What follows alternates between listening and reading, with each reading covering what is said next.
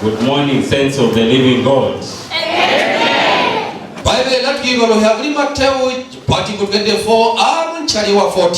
Now this gospel shall be preached to all the ends of the world as a witness, and then the end shall come. Our message today is taken from the book of Daniel chapter 6 verse 22. My Bible says, "My God sent his angel and shut the lions' mouths. They haven't hurt me, for I was found innocent before him. Also, I have not committed a crime against you, my king." May God bless the reading of his word. The message title is "A God Who Delivers Daniel in the Lion's Den." A God who delivers Daniel in the lion's den. Who is this God who delivers Daniel in the den of lions? And so through our discussion this afternoon, we are going to discover this God. Who is he who shuts the mouths of the lion? Who saves Daniel in the den? He is a God who can deliver us even today. He can deliver you even today. In whichever den of lions you are in, God delivers. And so I love this particular one because it gives us history. So it points us in the future. It gives us the roadmap. It tells us where we are. And so in chapter 6 we find Darius ascending to the throne. We find King Belshazzar, whose kingship ended in a moment. And so Darius comes into play. And so Daniel has been promoted. Life is good for the exiled prince. Daniel has been elevated. He has been given to be the chief administrator among all the 120 satraps. And the question that we ask,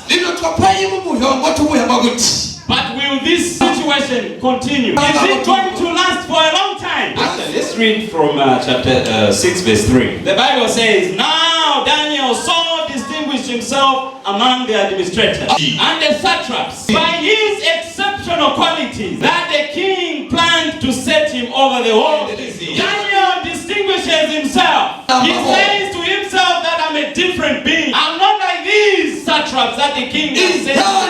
He shows his exceptional quality. And so the king decides, I'm going to set you over the kingdom. And this does not sit well with the inhabitants of Babylon. A foreigner, why should be given this position? Given a high position in the land. And so the Bible says, so the governors and the satraps sought to find some charge against Daniel concerning the kingdom. But they could not find any charge. They could not find any fault because he was faithful. There was no error that was found in him. Praise and glory be to the God of Daniel. They check around in his administration. Anywhere we can find a fault from this man. The Bible tells us that they couldn't find any fault. My brothers and sisters, these positions that we are holding today, let's take an introspection of ourselves. Today we are going to take a search. Check around. Are we going to find any fault? Many of us today, we found one. Here we find Daniel. After checking all around, all the 120 satraps, they check around. They find no error. The first plan fails.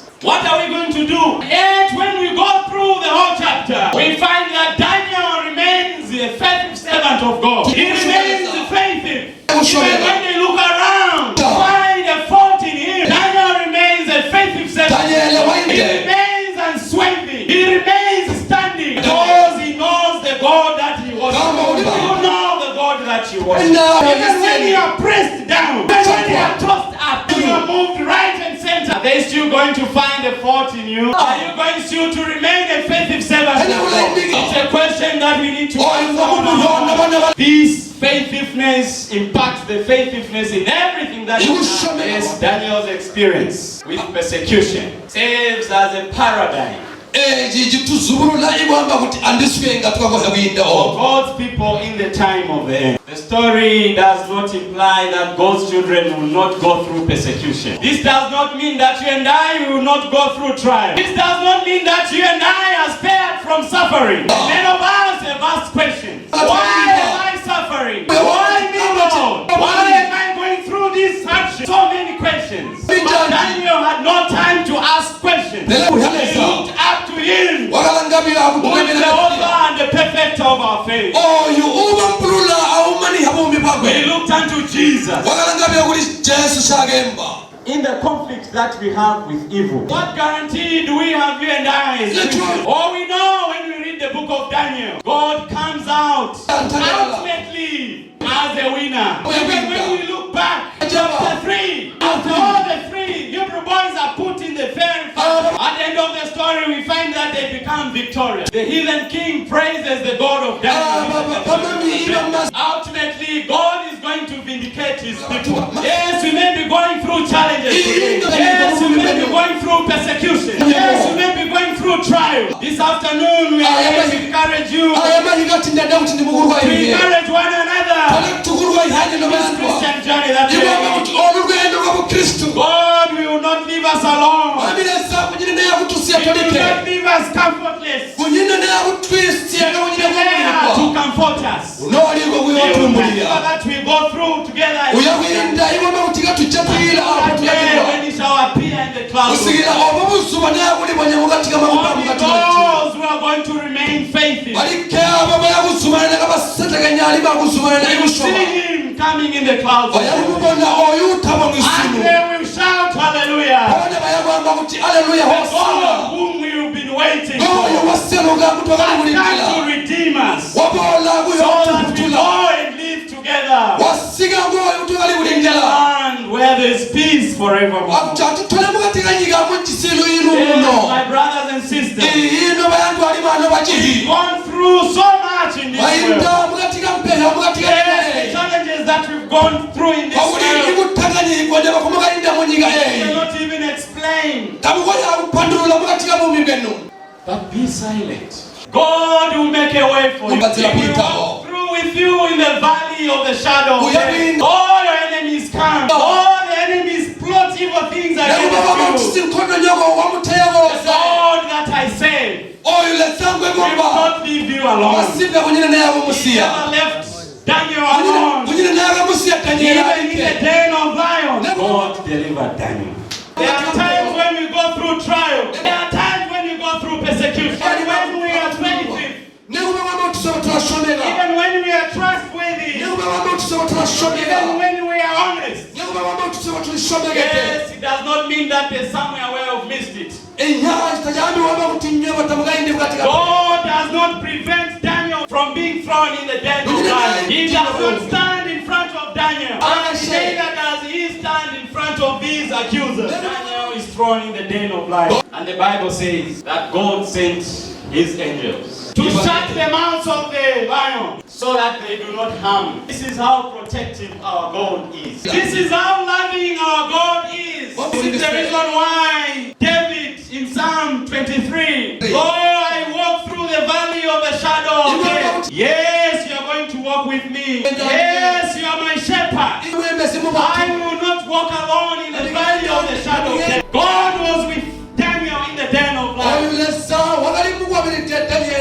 God will deliver you from the dens of lions that you are passing through. In all the challenges that you are going through, at times the future may seem to be closed up. At times it seems as though there is darkness at the end of the tunnel. But we have the assurance that amidst the darkness of your life, God is there. He will lead you through. The God of Daniel, the God of Meshach, the God of Shadrach, and the God of Abednego will always be with you.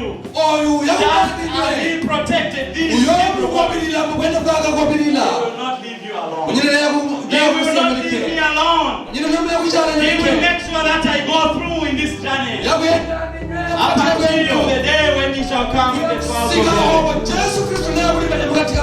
Yehova ndiye mbusa wanga, sindiza soa kantu yai, amandigoneka pamsip oberewera, amandisogolera kumanzia kumwa abwino, amatiti mutsa moyo wanga njira za chilungamo, chifukwa cha zina lake mbuye wanga zona nizokoma ichikondi chosasinthika zizandisata masiku onse amoyo wanga sindichokamo ndipo ndizakhala mu nyumba ya Yehova kwa muyaya.